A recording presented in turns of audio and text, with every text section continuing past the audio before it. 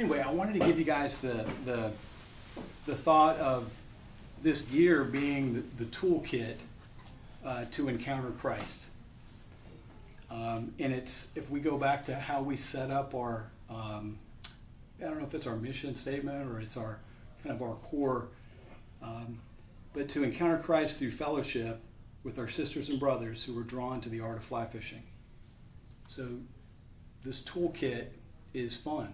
It's part of it. You don't have to have all of it. You can have some of it. You don't even have to have any of it, frankly, if you just venture out and into what we're doing. But one of the things that we are going to do, I think Jeff's really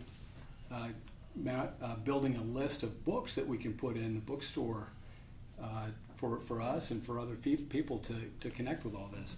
But there's an author that when I was in college, one of our academic advisors knew I love fly fishing, and he passed me a book, and I just loved it. I don't know if you guys have run across Thomas McEwen as an author, but this guy is just first class, and he's written books all through the years. The book that I had was called An Outside Chance, and he talks about fishing in Montana. He's on the flats and the Keys.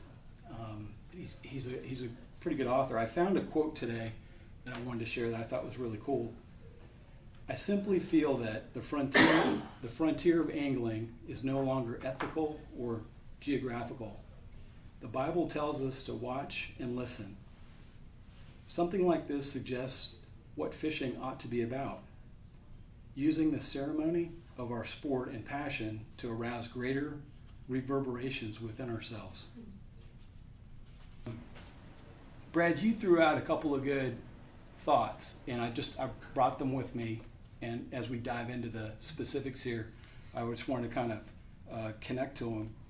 But you said, oh my, the stuff we can buy. But you said, hey, how much is enough? Can you have too much? No. I have not found that to be the case. Stuff wears out, you lose stuff, you see something New technology, bright and shiny, somebody else has something you don't have. So there's all kinds of flow, I would say. From the point of view of catching the fish or spreading the good news and hooking new disciples, do I have the right tools and equipment? So that kind of comes into play there, where you want to feel like you're ready, you're prepared.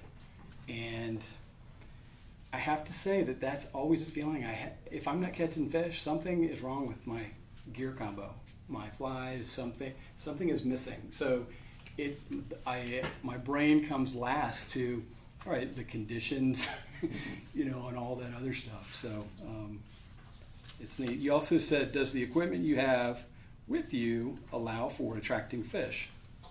Tell us more about that question. So one of the things I was thinking about was matching the hatch. Is the message, Paul talks about when I was with the Jews, I spoke as a Jew. When I was with the Gentiles, I spoke as a Gentile. And he speaks about accommodating and adapting his message without changing the inherent truth of the message that he's sharing. He speaks about adapting to the people to whom he's speaking in order to be able to speak their language. And so for me, when I think about evangelism, I'm also thinking about matching the hatch, if you will. So figuring out how to bring the message of Christ to the person before me or the people before me also involves just understanding where they're coming from, what's their context, and how can I speak to them in such a way that they are better able to, if you will, bite the fly that I'm throwing. And then you put down, what are you throwing, pitching? So I guess that relates to well, that for me that involves self-awareness. So when we talk about our faith, because I think a lot of times people think, they underestimate the power of their own faithful, transformed presence. And so we think, for example, if I just knew every detail that the Bible has to offer, then I'd have it. And it's kind of the same thing with fly bait. If I just had everything that I could buy, I could get it. And yet still, there's that kid who's 6 years old standing down the way who's got nothing but catching every fish in the stream.